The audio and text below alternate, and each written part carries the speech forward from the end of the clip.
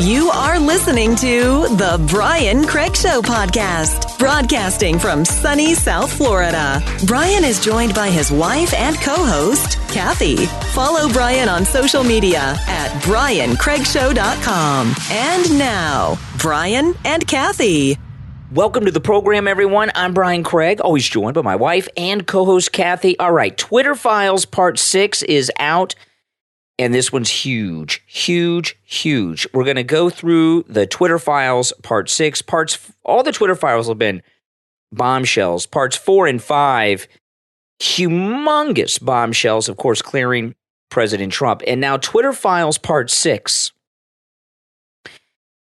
is a further indictment of the federal government in violating the First Amendment of Americans on Twitter. And what we're going to find in Twitter Files Part 6 here is that the FBI had an entire division whose only job, it seemed to be, was to monitor Twitter, contact Twitter, and get them to remove things, punish people, and ban people, and all kinds of other things. We're going to read through all of this. I just want to say one thing before we go through the Twitter Files Part 6. I'm going to go through every one of them. I've got the thread right here. A lot of people are a little unclear about what a First Amendment violation is. So I just want to explain very quickly what that is. The First Amendment is when the government, the federal government, violates your speech or limits your speech. That's a First Amendment violation. The federal government limits your speech. That's a First Amendment violation. What is not a First Amendment violation, if you call me on the radio and I'm on the radio, you're on the phone talking to me on the radio, I hang up on you mid-sentence, don't let you finish your thought, I have not violated your First Amendment because I am not the government. When the federal government stops you from speaking, that's when your First Amendment rights have been violated. And what we found in Twitter Files 4 and 5 a lot, and now in 6, is that the federal government spent all day limiting people's freedom of speech on Twitter and have this entire team at the FBI. Well, let me ask you. Whose sole job was just to do that. So they set up this team of 80 agents, and we pay their salary, by the way. They work for the government. And what did they do? Did they contact Twitter first and then set up this task force with Twitter? It will all be revealed. Okay. In Twitter Files Part 6, which I'm going to read right now. And I'm going to just go through the whole thread. I'll give you the number, and then I'll read it. And if you've not gone through the other Twitter files, they're out there in the thread, and there's a summary that's 1 or 2 sentences long. Sometimes there's a document after, so we'll start here. Twitter Files, Part 6, Number 1, Thread. The Twitter Files, Part 6, Twitter. The FBI subsidiary, which that's a pretty scary thing. So Twitter's a subsidiary of the FBI. 2, the Twitter Files are revealing more every day about how the government collects, analyzes, and flags your social media content. 3, Twitter's contact with the FBI was constant and pervasive, as if it were a subsidiary. 4, between January 2020 and November 2022, there were over 150 emails between the FBI and former Twitter Trust and Safety Chief Yoel Roth, who's got some scandal going on with him, which I'm not going to get sidetracked in right now. 5, some are mundane, like San Francisco agent Elvis Chan wishing Roth a Happy New Year, along with a reminder to attend our quarterly call next week. Others are requests for information into Twitter users related to active investigations. 6, but a surprisingly high number are requests by the FBI for Twitter to take action on misinformation, even involving joke tweets from low follower accounts. So it wasn't just high profile people, low follower account people were also on the FBI radar. 7, the FBI's social media focused task force. Isn't that something? Got a task force known as FTIF, created in the wake of the 2016 election. That means Trump's victory. I mean, think about that. They created this whole task force because of Trump. Trump won in Basically. 2016, defeated Hillary. The timing is interesting. And President Trump said one of the major factors in his victory in 2016 was social media, Twitter in particular. So Donald Trump won, had all those run-ins with Comey, and we got the Mueller and all of this stuff. When he said they put that, together a task force at the FBI just specifically to limit speech on Twitter. When he came out and said that, I remember I looked at you and I said, he shouldn't have said that. Of course, that was a little bit later. That's when he got banned. And I said he's going to get banned very soon now because he said that, because I think they knew that. But when he kind of said it out loud, it was like, oh, my God, he's right. You know, like we need to stop this. But it's interesting that this task force, because social media, Twitter and that was around before Trump became president. This task force was developed in reaction to Trump. Winning Yes, 2016. reaction to Trump winning. That was the specific. That tells you a lot. Well, that they have a certain goal in mind, and it's a reaction to his winning. I'll tell you what it sounds like. It sounds like treason. It sounds like treason is what it sounds like. Well, I'm saying they purposely did it because of him. Because of the president of the United States. Yep. Okay, so let me just start over on 7 because I only read part of it. Okay, so back to 7. Twitter Files Part 6, number 7.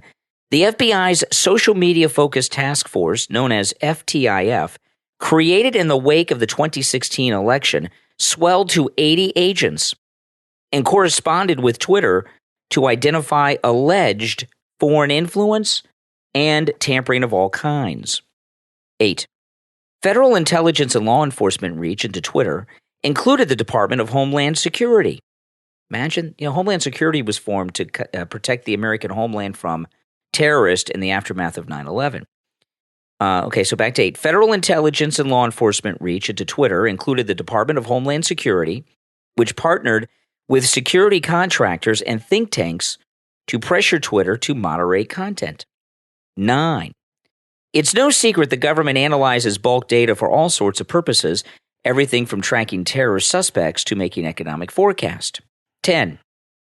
The Twitter files show something new. Agencies like the FBI and Department of Homeland Security regularly sending social media content to Twitter through multiple entry points, pre-flagged for moderation. Okay, so what this means is this FBI task force did nothing but monitor Twitter. Can you imagine? They would find things that they flagged, and then they would send them to Twitter to do the official flagging and moderation. Okay, number 11.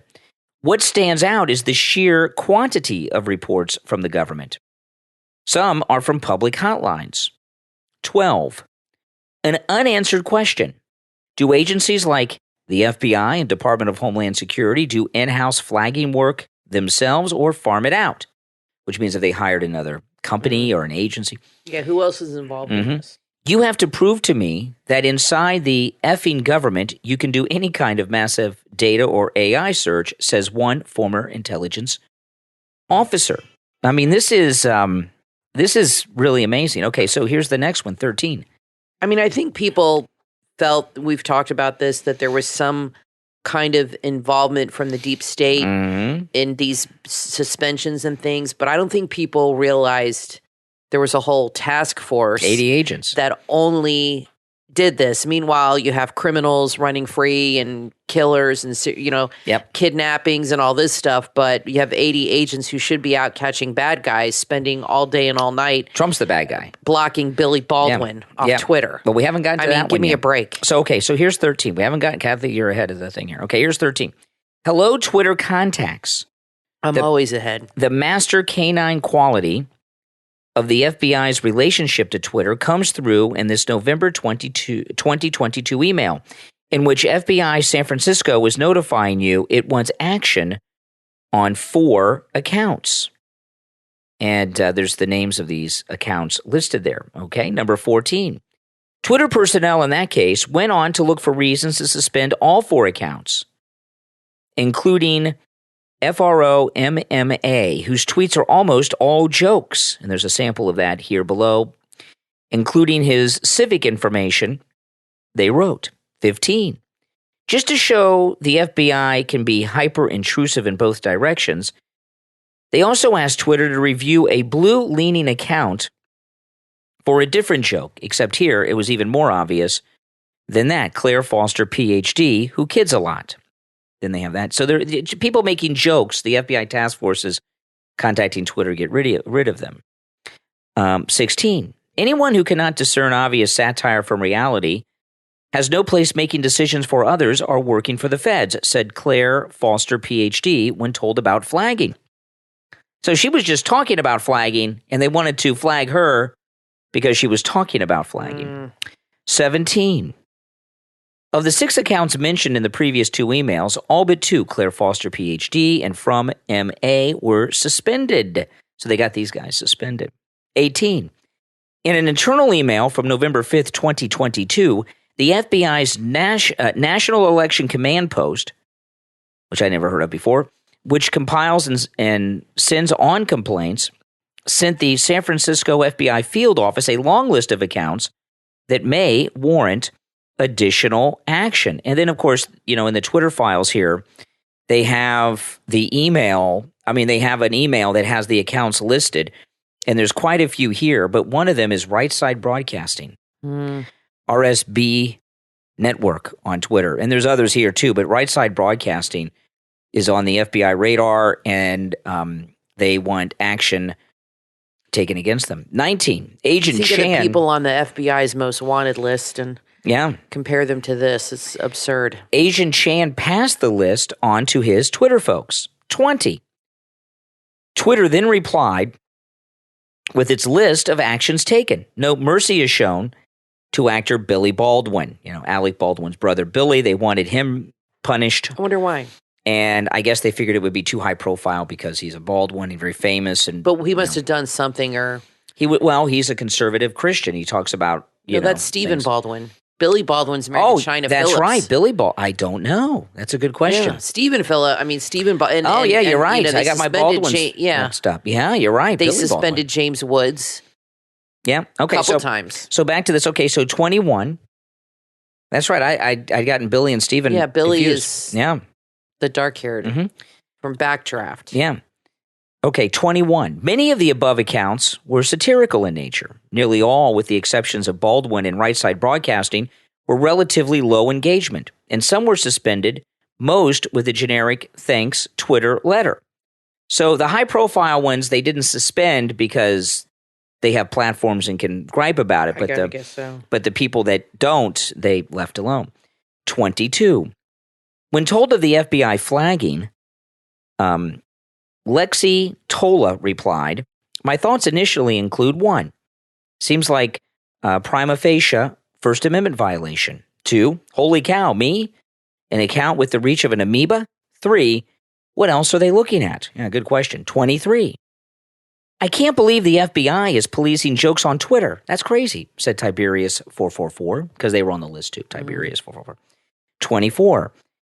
In a letter to former Deputy General Counsel and former top FBI lawyer Jim Baker on September 16th, 2022, legal executive Stacia Cardile outlines results from her soon-to-be weekly meeting with the Department of Homeland Security, Department of Justice, FBI, and the Office of the Director of National Intelligence, which is national intelligence. That's like monitoring terrorism and things around the world.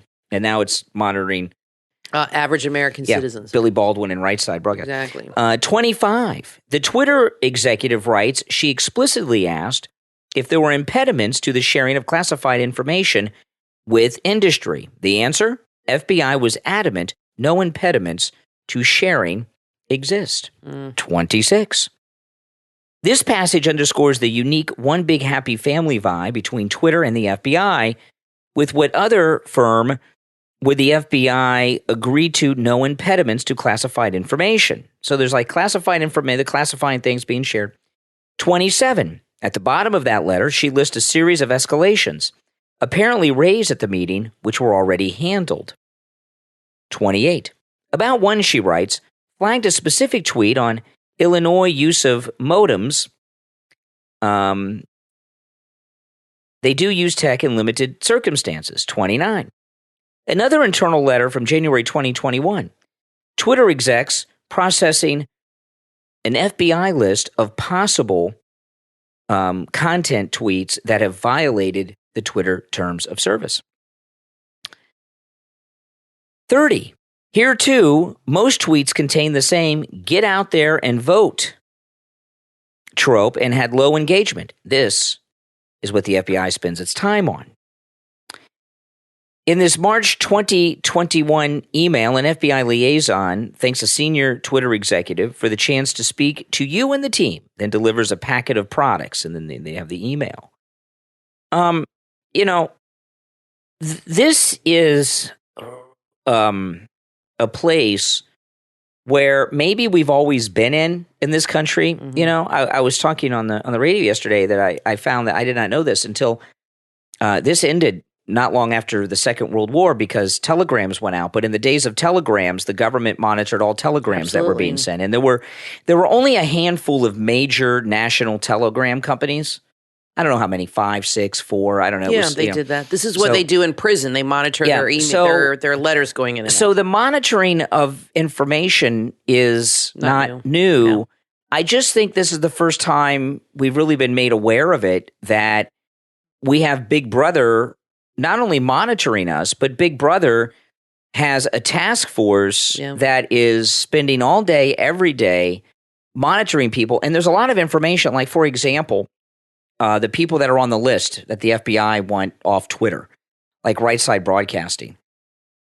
What does that mean? Do they just say, get this off of there? Or are they investigating the Right Side Broadcasting team of people at the same time? You know what I mean? Looking for other things? I don't know. I think they just give them a list and they just say, get rid of them. But Kathy, that's it. Twitter is only one of many platforms. Like, Right Side Broadcasting is on every online platform there is, right? Yeah, but that's the main platform. So did they only go to we only know what they did with Twitter because Elon Musk is releasing they were still on everything. other platforms. So but they're still on Twitter. But were they going after Facebook and YouTube and these others? Maybe. Were they going after all these other platforms? Oh, I'm sure they've been in contact with Mark Zuckerberg. No doubt. So everything that everyone has been doing not only is being monitored, but there are officials that are law enforcement with the federal government that have badges, guns, and all kinds of authority who are not just monitoring average Americans who have done nothing wrong and committed no crime.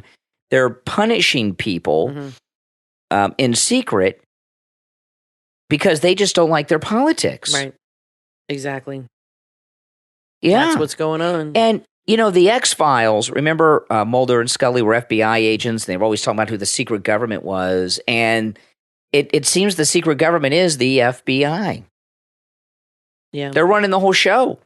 And we're going to take our break. And when we come back, I want to go through President Trump's big announcement about this from Thursday, because he made a huge announcement. And the announcement he made, which we're going to play for you in its entirety when we get back, is in response to the Twitter files. It's very, very important to hear this. Now, well, they do this under, the Homeland Security or whatever. They, like you said, during World War II, they monitored it and they would say, well, it's wartime. Yeah. They also rationed food and did things. And the government has a lot more power than people realize if they can say it's a national security issue. Exactly.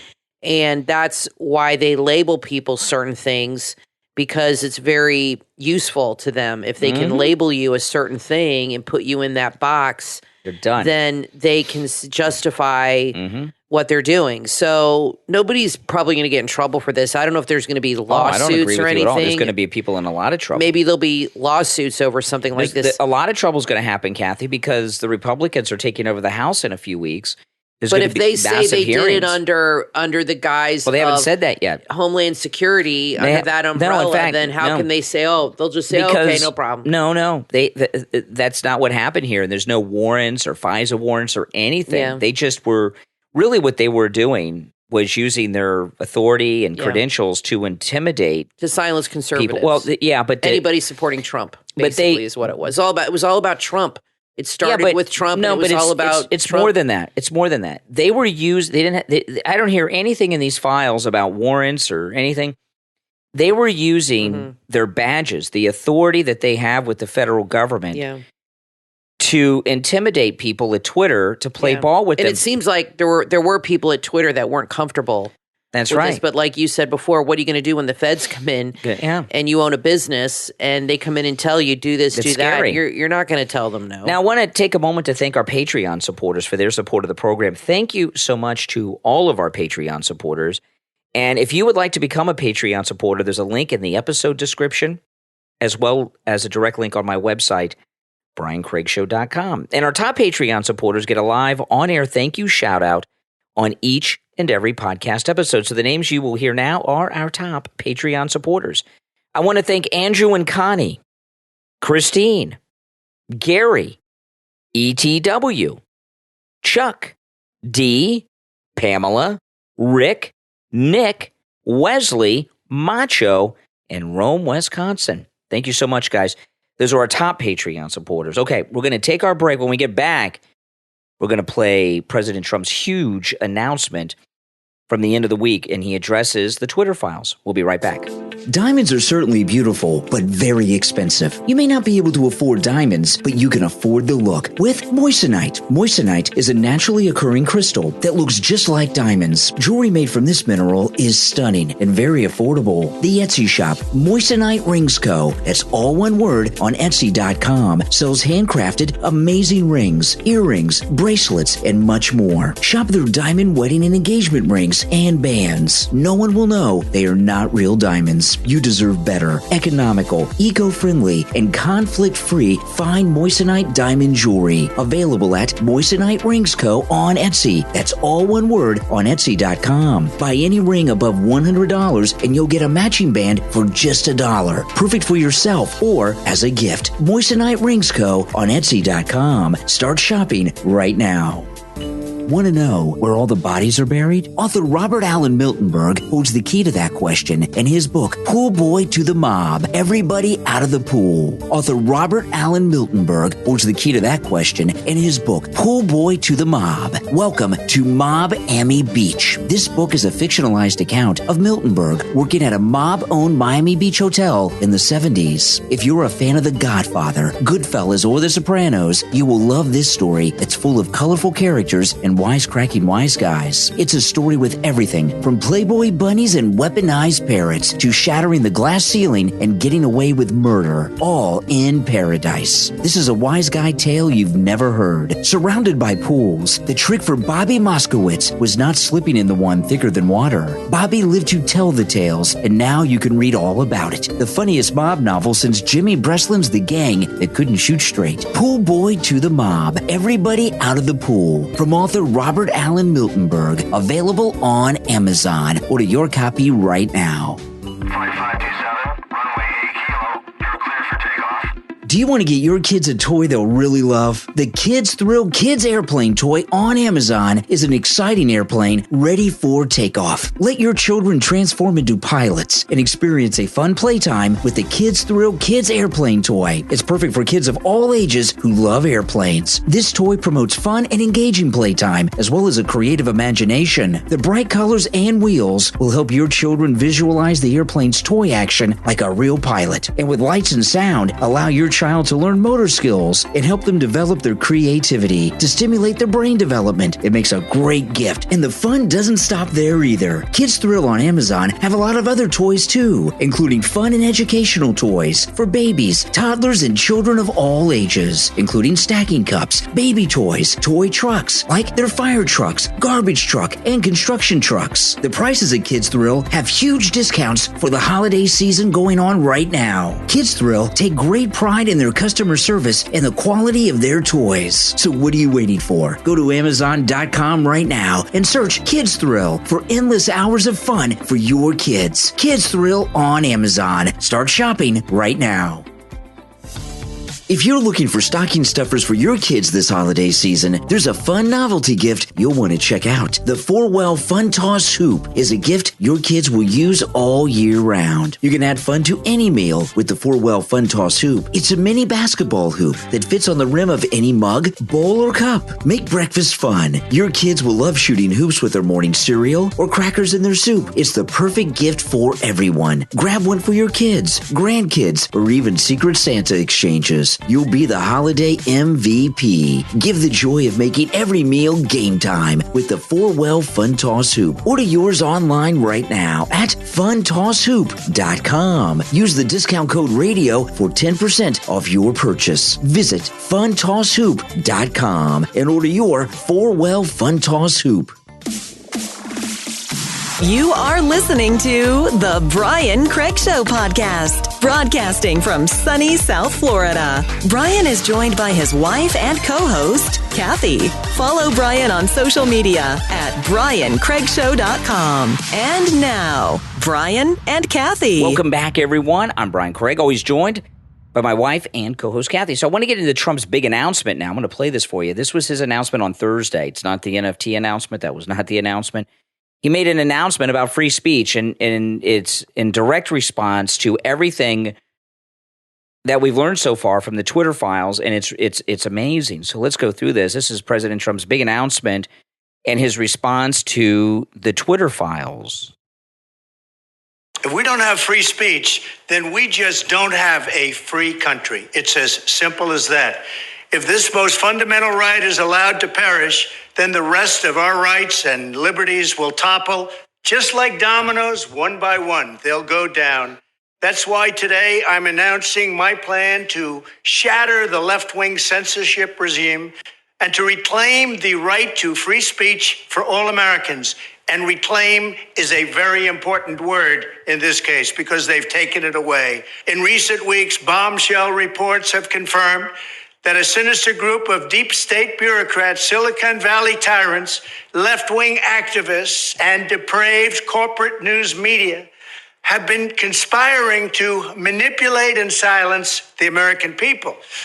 Now, this is very specific, and he gets even more detail about the Twitter files. Mm-hmm. This is like his main campaign platform piece for his re-election here. I think so. It's his build the wall moment. Yeah. I mean, this is huge. But the problem is, because he put out those NFTs the same day, it allowed the media to not talk about this, and they talked about the NFT. Yeah. And I wish he would have announced the NFT another time. Well, that'll be forgotten as this goes on. Well, I know, but I don't know why he did both at the same time. When he said he had a big announcement, it was a little confusing. Yeah. So I wish he would have just held off on the NFT or did not do them on the same day because the media didn't run with this. And he really needs to get back on Twitter. I'm sorry. Truth Social is just not where it's at. I like it. I'm on it, but he has not even 5 million followers. He has almost 90 million on Twitter. He has got to get back on Twitter. I mean, that's like almost, a third of the country? There's how many people in this country? And remember, 300 million, And remember, those are all people who followed him after he was reinstated. All right, so let's get back to this. He's got to get back on Twitter. So this is Trump's big announcement. It is huge stuff here. They have collaborated to suppress vital information on everything from elections to public health. The censorship cartel must be dismantled and destroyed, and it must happen immediately. And here's my plan.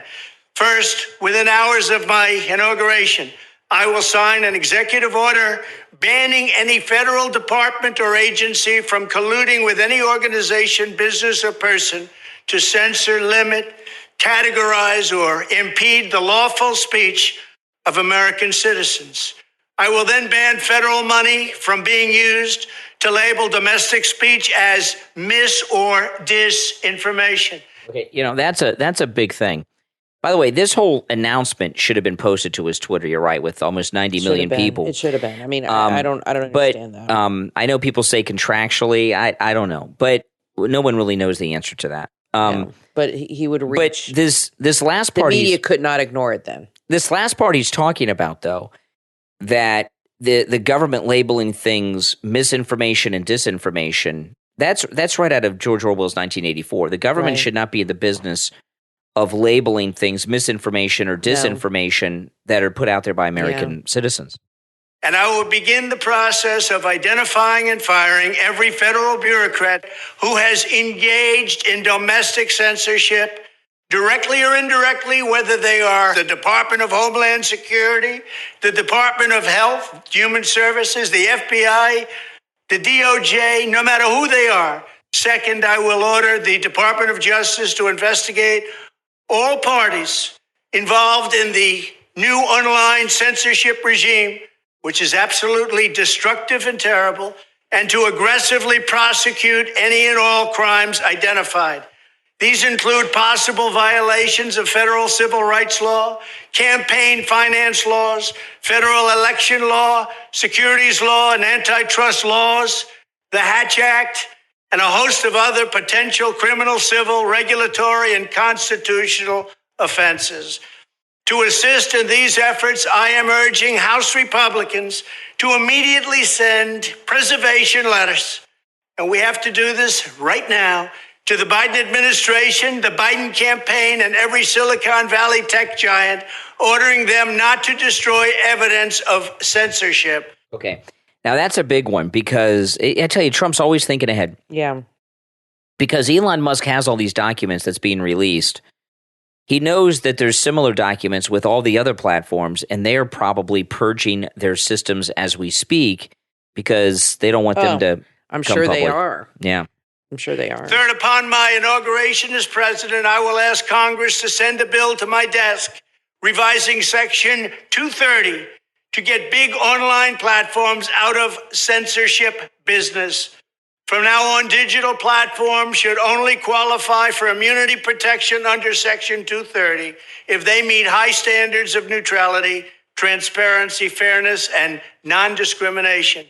We should require these platforms to increase their efforts to take down unlawful content such as child exploitation and promoting terrorism while dramatically curtailing their power to arbitrarily restrict lawful speech. Fourth, we need to break up the entire toxic censorship industry that has arisen under the false guise of tackling so-called mis- and disinformation. The federal government should immediately stop funding all nonprofits and academic programs that support this authoritarian project. If any U.S. university is discovered to have engaged in censorship activities or election interferences in the past, such as flagging social media content for removal of blacklisting, those universities should lose federal research dollars and federal student loan support for a period of 5 years and maybe more. We should also enact new laws laying out clear criminal penalties for federal bureaucrats who partner with private entities to do an end run around the Constitution and deprive Americans of their First, Fourth, and Fifth Amendment rights. In other words, deprive them of their vote. And once you lose those elections, and once you lose your borders like we have, you no longer have a country.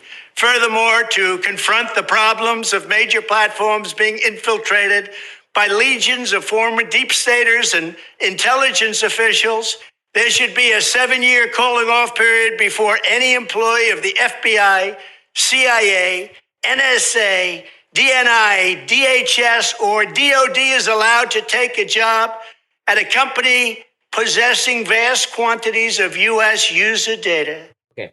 Now, that's a big one because a lot of stuff came out about Twitter employees. Mm-hmm. There are like a dozen Twitter employees. They were either CIA, FBI, military intelligence, NSA, and they've been involved. That's how a lot of this was done. Mm. Fifth, the time has finally come for Congress to pass a digital Bill of Rights. This should include a right to digital due process. In other words, government officials should need a court order to take down online content, not send information requests such as the FBI was sending to Twitter. Furthermore, when users of big online platforms have their content or accounts removed, throttled, shadow banned, or otherwise restricted, no matter what name they use, they should have the right to be informed that it's happening, the right to a specific explanation of the reason why, and the right to a timely appeal. In addition, all users over the age of 18 should have the right to opt out of content moderation and curation entirely, and receive an unmanipulated stream of information if they so choose. The fight for free speech is a matter of victory or death for America and for the survival of Western civilization itself. When I am president, this whole rotten system of censorship and information control will be ripped out of the system at large. There won't be anything left. By restoring free speech, we will begin to reclaim our democracy and save our nation. Thank you, and God bless America. Yeah, I mean, that's an amazing announcement. And, you know, what's crazy about it, and I know most people say, oh, they'll surprise you. The mainstream media didn't even carry this. In fact, they covered it up. They even though they knew the NFT was not, I understand at first a lot of people were tricked and thought the NFT was the announcement. Okay, I did at first. I thought, oh, this is, I mean, that was not a good wake-up call. Within an hour we had this, or hour or so, we all knew. And the media are ignoring this, acting as if the NFT was the announcement. Well, and exactly. The mainstream media are in the First Amendment business. At least they think they are. They don't care. They're also in the suppression business. Exactly. And they've become activists now. And maybe they always were, but it's to me seems much worse. And I think it's the Trump factor. I think their hatred of Trump is more than they've ever felt towards. I know they hated Reagan too. And I've seen clips, and I was younger then, but I've seen clips of how they treated him. But it just seems to me that this goes beyond anything any other politician has faced, because to them it's like personal. With Reagan, it seemed like it was more business, or it was, they didn't agree with his politics.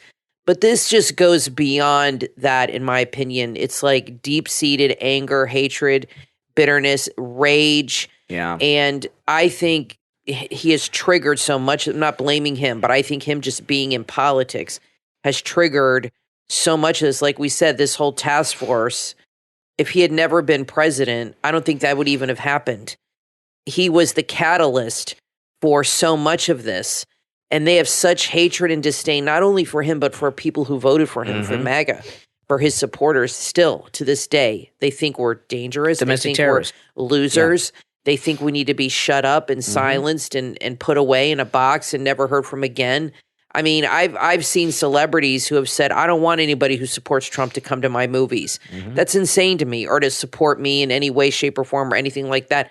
As if buying a ticket to their movie is going to affect them somehow, and they don't even want your business. To me, that's deranged to think that way. I've never heard of that kind of stuff going on with politics.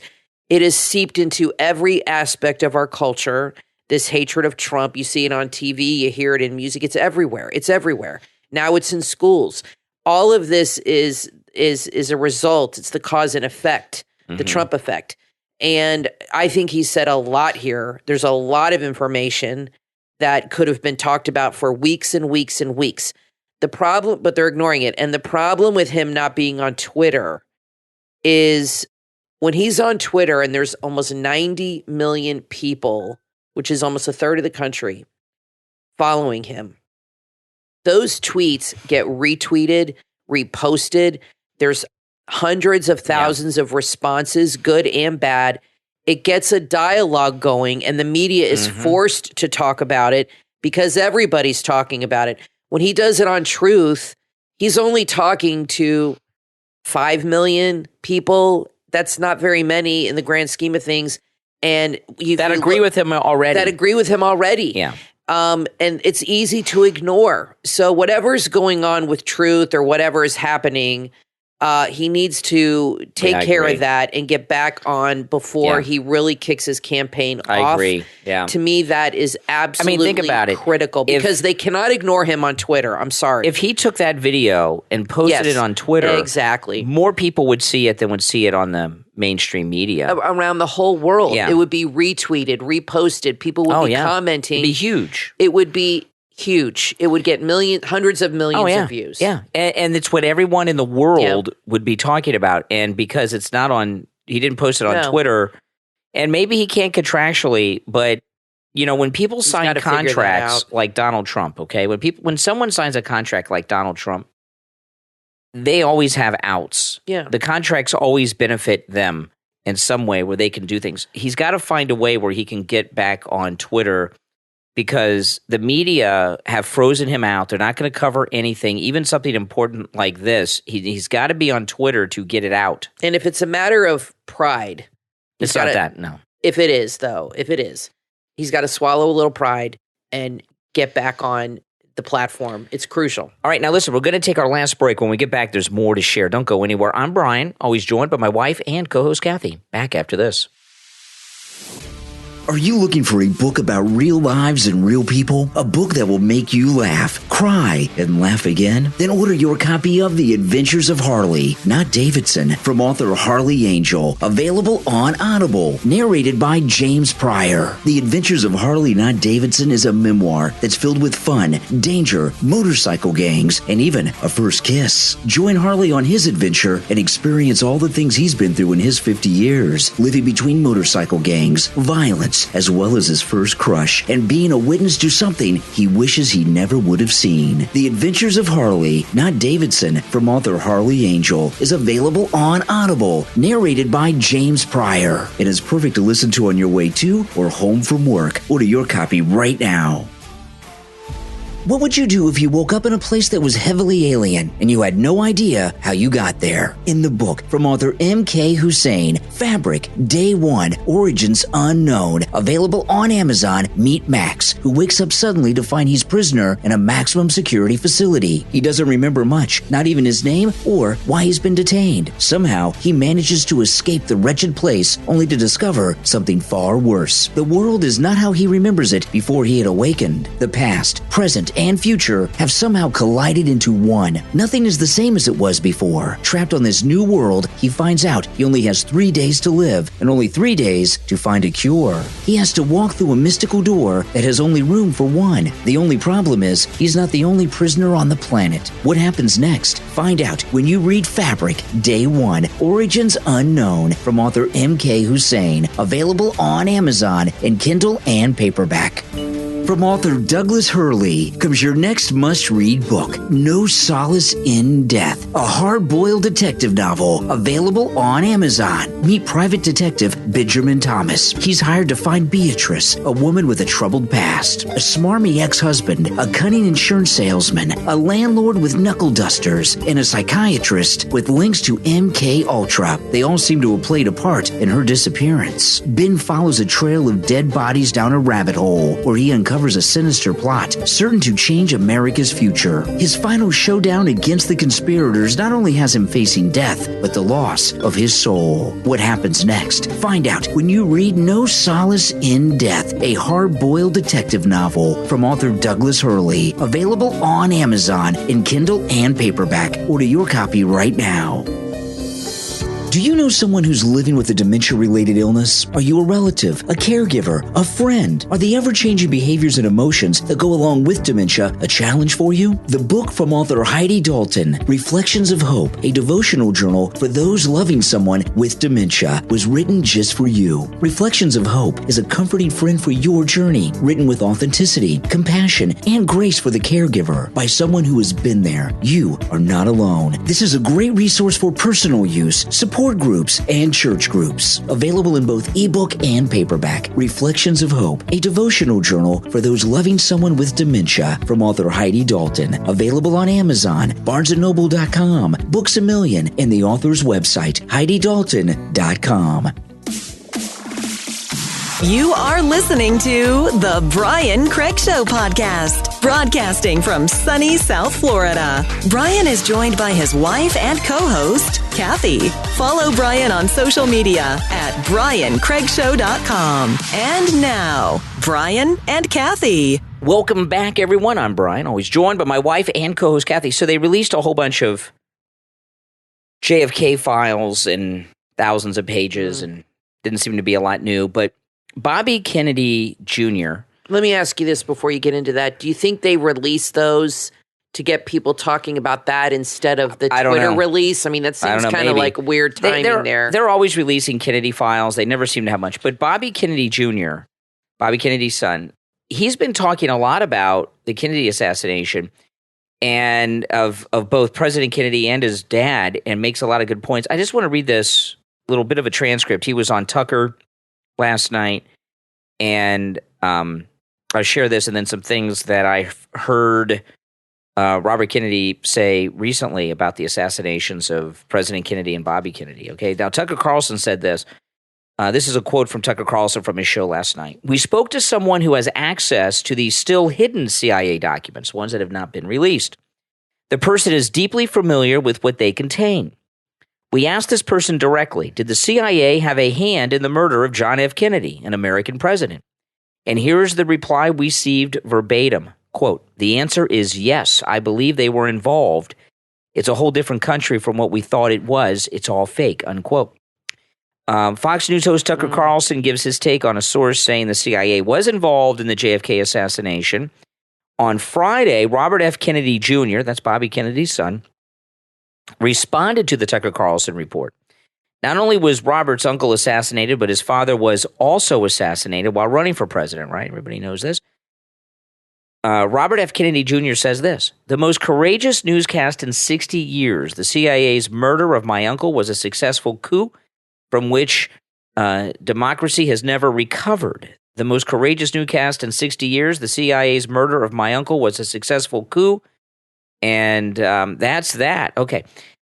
Why does he think that, and why would they do that? I saw there's an interview from many months ago that if you guys can find this interview, you should find it. Megyn Kelly interviewed Robert Kennedy about different things, but she asked him about the assassination of his dad and President Kennedy, and he said the CIA killed them both. And he, Robert Kennedy is not a JFK assassination conspiracy person. I think he's someone that, well, obviously he's connected because it was his uncle and his father, but I think people in the know have told him many things over the years. So I think when Robert Kennedy Jr. talks, sure. And this is how the family feels too. When Robert Kennedy Jr. talks, it's very credible. It's not conspiracy theory, and it all makes sense. And he said it was all about the war in Vietnam. He said President Kennedy was not going to escalate the war in Vietnam, which the military-industrial complex wanted. After he died, Johnson's really one of his first actions was an escalation of the war in Vietnam. In 1968, Richard Nixon won that election, but he would have gone up against Bobby Kennedy probably because it was still primaries, but he was doing well, and he's very famous and popular. Well, especially since his brother was killed, and he probably would have won. And if Bobby Kennedy was the Democrat nominee running against Nixon, he probably would have won. And this is what Robert Kennedy Jr. was talking about. He said his father was running on a platform of many things, but one of them was getting us out of Vietnam. And he said after he died and when Nixon came into office, there was another escalation with Nixon. So Bobby Kennedy thinks that the CIA killed them both and did it because they wanted an escalation of the war in Vietnam. Well, JFK... and I believe him, and I think that's the whole thing. I think the reason... Well, yeah, I've had many people who lived through that era tell me the same thing. Well, that makes sense. That reasoning makes sense. But, the reason JFK, when you think about it, didn't want to escalate things is because he was in the war. He was in World War II. He was a war hero. He actually saw combat up close. He saw friends die, and he saw what war can do to people. And I think because he experienced I know he was in the Pacific, right? Because he saw what war does to people. Maybe he came from that point of view that, look, I don't want to put the country through another war. And other people had other things in mind. But it is scary. I mean, I just don't know if I want to know all this stuff. I mean, you know what I mean? It's like you want to know, but you kind of don't want to know. You kind of want to, do you want to take the red pill or do you want to stay in the matrix and kind of just not worry about it? Because when you learn all these things, it's upsetting. And you're like, okay, I know this now, but what good is this going to do me if I know this? It's just going to keep me up at night thinking about these things and worrying about this stuff. There's a lot to it. I mean, I'm glad we know, but at the same time, I'm kind of not. This is the thing, because we're seeing this now with Ukraine, right? And there's been other things like the fake war, the fake WMDs that led to that war in Iraq. This is the thing. A lot of people talk about President Eisenhower's farewell speech, Beware the Military-Industrial Complex. And I watched that speech in its entirety a few months back because, everyone keeps referencing it. And I'd never seen the entire farewell speech of Eisenhower before. And he was very specific. Prior to the second, he talks about this in his farewell speech. Prior to the Second World War, there was no military industry in this country. When the Second World War happened, General Motors turned their factories into like tank factories and Jeep factories or airplane factories and, for bombers and stuff. And after, and this is what Eisenhower talked about. He said, for the very first time in American history, there is now a military industry that never existed before. Oh, yeah. Because after World War II... It was the Cold War. World War II pulled us out of a depression, major depression, and it was big money. Well, they kept the Cold War going. Yeah, exactly. After the end of the Second World War. So he says it, and you guys go online and watch Eisenhower's complete farewell speech. It's very interesting, very detailed. And he said, for the very first time, we have an entire military industry that's a sector of our economy that has a lot of influence because they got money donors. Well, didn't we really build up the military during World War II? Wasn't that when the military really... Yeah, they always build up... We became a big world power after that war. They always build up the military in times of war. Yeah. But when wars are over, they dissolve most of it. Right. There's not that much left. But they want to keep it going. But they kept it going after the Second World War because it's so much money. Oh, yeah. It's so much money. And that is what has pushed us in these different things, like in Ukraine right now. Like that's why Democrats love to keep us in war. And not just Democrats. George Bush, too, put us in war after 9/11. Yeah. That whole nonsense, which in Iraq and all that, which wasn't necessary. So, there you go. I mean, it's we just can't seem to get out of it because these guys make a lot of money off of this. Yeah, so I think Robert Kennedy Jr. is right. I think that they killed both Kennedys because the military-industrial complex that's pushing us into a war in Ukraine. Now, I want to talk a little bit about these Idaho murders. Now, what about JFK Jr.? Well, that was just a coincidence? Stupid kid. He arrogant guy flying a plane at night he shouldn't have been flying. But I want to talk about these Idaho case with these kids that were murdered in Idaho, because a couple things about it. One, you were telling me, Kathy, there's like these, I guess, local internet sleuths, they're calling them. And it's amazing. They're all on TikTok, and there's a lot of people. Yeah, they're out there investigating, and some of them have found some audio that I guess was from a police body camera or something. From like a few blocks away. Where the police were responding to a call close to the house where the murders happened, and they think you can hear a scream that came from the house during the murders on this. Yeah, like 3:15 in the morning, and which is when they were killed. And the internet sleuths are the ones who have found this footage of this car that they're looking for now. And, there's a cover-up going on in Idaho and with the police, and I think what they're covering up is their own incompetence.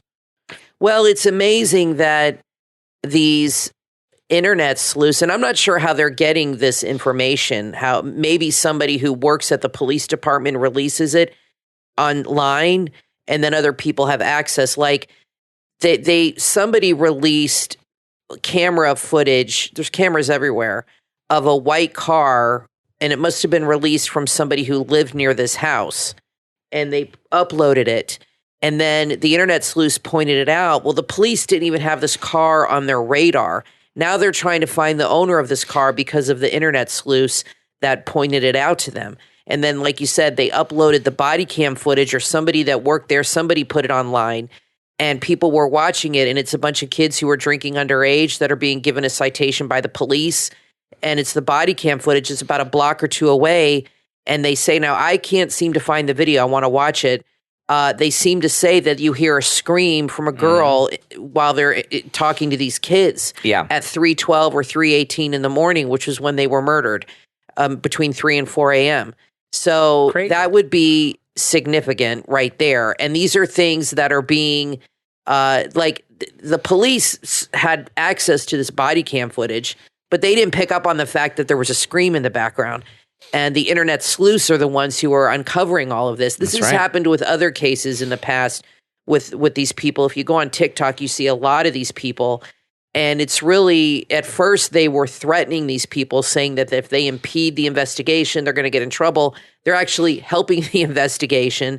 And, true crime is very big, and social media, and people are taking it upon themselves. It's really remarkable to help solve these crimes. I don't know. What do you think happened here? It's really strange. 4 people, you had 6 people in this house. And the way the house is built, you can go in through the back door, the sliding back door onto the second floor, okay? And then the first floor is like where the driveway is. It's like one of those weird houses up north where looks like built on a hill. You don't have that down here. So the person, they say, went into the sliding door. Maybe it was opened, killed the 2 girls or the guy and the girl on the second floor, and then went up and killed 2 more people on the third floor. And I personally, it could be one person, because if you're like a serial killer type or somebody so full of rage and adrenaline, I mean, look at Ted Bundy. He broke into the sorority at FSU. He attacked 4 girls. He killed 2, but he almost killed the other 2. He attacked 4 girls in like 10 minutes. He did it. And he would have done more, but a girl saw him and he ran out of the house. And they saw car lights pulling up to the house. But anyway, it is possible. Now, this guy stabbed 4 people. That takes a lot of energy. It's high adrenaline. It's up close and personal.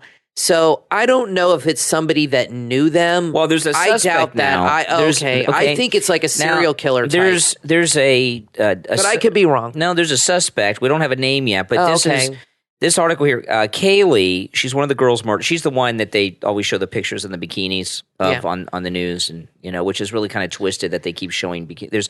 I'm sure there's pictures of her not in bikinis. They could be shown. But anyway, Kaylee, she's one of the girls that was murdered, would beg friends to walk closely behind her at all times after becoming terrified of a stalker. Oh boy, who would follow her around town, according to a local shop owner. She was one of the 4 students murdered in Idaho on November 13th. So they with think the it roommates. was, well, he might not have known her. He might have just been somebody who stalked her from afar. She knew who he was. There have been several reports that she was scared of a stalker in the weeks leading up to the homicides. Oh, boy.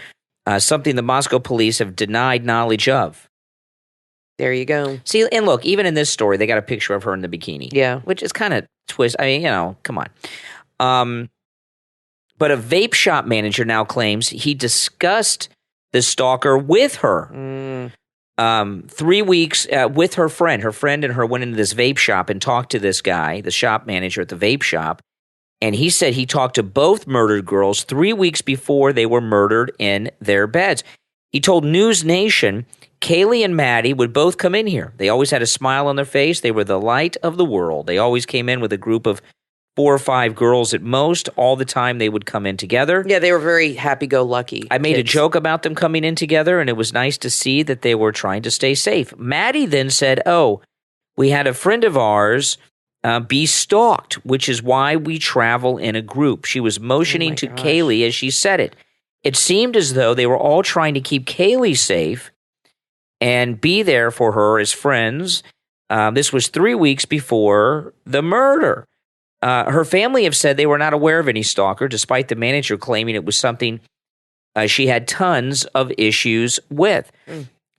She always had to have someone who was constantly walking behind her in order to keep her feeling safe. It comes as police are going through footage after a possible scream may have been picked up on an officer's body cam on the night of the murders. Nothing that's come out of this has come from the police. It's all come from other sources. The high-pitched sound, this is the scream. I want to hear that video. Recorded at 3:12 a.m. was captured by a Moscow police officer who was responding to an unrelated incident near the University of Idaho. Some web sleuths believe that the sound is a scream, while others think it could be the sound of car tires peeling away. The noise appears to have been made around the time the students were killed, and authorities hope it may help them in determining what had happened. Police have found no evidence of a sex crime. The victims had wounds on their bodies, which indicated that they tried to fight off the attacker. Oh, my goodness. Initially, cops said all 4 were assaulted as they slept, with the father saying of Kaylee, she had the worst injuries. suffering gouging wounds and rips. The police chief. God. Well, then that to me tells me that she was the target. And she's talking about this stalker. The police chief admitted that investigators did not understand how the two surviving roommates appeared to sleep through the attack. Probably drunk college kids is what I would guess. Newly released video footage from a police stop that occurred near the student's King Street home had earlier been brought forward by internet sleuths. The officer's body cam captured the moment plainclothes officers made an unrelated stop in the area for 3 students suspected of underage drinking. In the background of the video, aside from the scream, several people can also be seen moving quickly past police on Taylor Avenue, 2 houses down from the scene of the crime and minutes before the killings occurred. So these people could have been involved. The forensic pathologist and former medical examiner told Fox News that the toxicology reports for the slain students could hold potential answers. It's Dr. Baden, from OJ. He questioned if they had taken any drugs, which caused them to sleep during the encounter. If you drink, I don't know if they were drinking or not. I mean, but they're college kids, and I was never a big drinker in college, really, but I had friends that were big drinkers, and they would pass out, and I mean, you couldn't wake them if you tried, or they would do things and they wouldn't even be aware or remember. They'd black out, Oh yeah, because they're young. But if you drink enough, it would be hard to wake somebody. You sleep pretty heavy, I would think. I'm not saying they did drink, but if you were drinking, you probably would sleep. Well, the police here are just clowns. Well, I mean, they're just clowns, and it's hard for me to believe that. Really awful. Usually what happens, I would be shocked if it was just one person. It could be, but in the Gainesville serial killer case, he killed multiple people. He killed 4 people in an apartment, a guy and 3 girls. That's right. That's right. Danny Rollins, he did that. And he, so I was just about to say, Kathy. And he cut off that was the one where he cut off one of their heads. Yeah. And he's real sicko. The guy that he killed in there was not a small guy. So he killed the girls and a guy. That's right. And was able to do it in Gainesville. So it could be one person. Yeah, it does happen. We have a history of this with the 2 Florida serial killers, right? With Bundy and then Danny Rollins, the Gainesville killer.